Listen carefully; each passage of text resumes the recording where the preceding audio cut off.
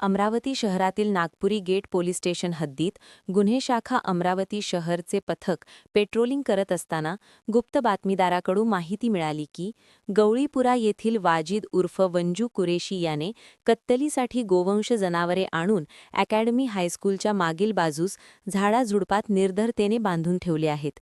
या माहितीच्या आधारे गुन्हे शाखेचे वरिष्ठ पोलीस निरीक्षक संदीप चव्हाण यांच्या नेतृत्वाखाली सहाय्यक पोलीस निरीक्षक महेश इंगोले व त्यांच्या पथकाने पंचांसह अकॅडमी हायस्कूल परिसरात धाड टाकली।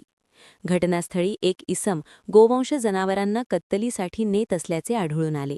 पोलिसांनी घेराव घातल्याचे लक्षात येताच सदर इसम अंधाराचा फायदा घेत गोवंश जनावरे सोडून गवळीपुरा परिसरातील गल्ल्यांमधून फरार झाला। पोलिसांनी परिसरात शोध मोहीम राबवली, मात्र आरोपी मिळून आला नाही। घटनास्थळी गायी, बैल, कालवड व गोरे असे एकूण 10 गोवंश मिळून आले असून त्यांची अंदाजे किंमत 2,55,000 रुपये इतकी आहे।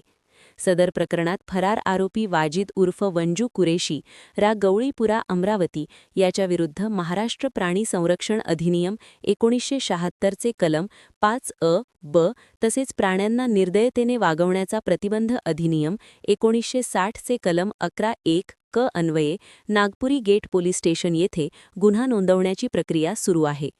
सुटका करण्यात आलेले सर्व गोवंश गोरक्षण संस्था दस्तूरनगर येथे संरक्षण व संवर्धनासाठी सुपूर्द करण्यात आले आहेत। ही कारवाई पोलीस आयुक्त राकेश ओला, पोलीस उपायुक्त परिमंडळ 1 गणेश शिंदे, परिमंडळ 2 श्याम घुगे, पोलीस उपायुक्त मुख्यालय व गुन्हे रमेश धुमाळ, सहाय्यक पोलीस आयुक्त गुन्हे शिवाजी बचाटे यांच्या मार्गदर्शनाखाली करण्यात आली। कारवाईत सपोनी महेश इंगोले, पोलीस अंमलदार गजानन ठेवले, आस्तिक देशमुख, मनोज ठोसर, मंगेश परिमल, मिर्झा नईम बेग, विशाल वाकरयाजर, योगेश पवार यांचा सहभाग होता।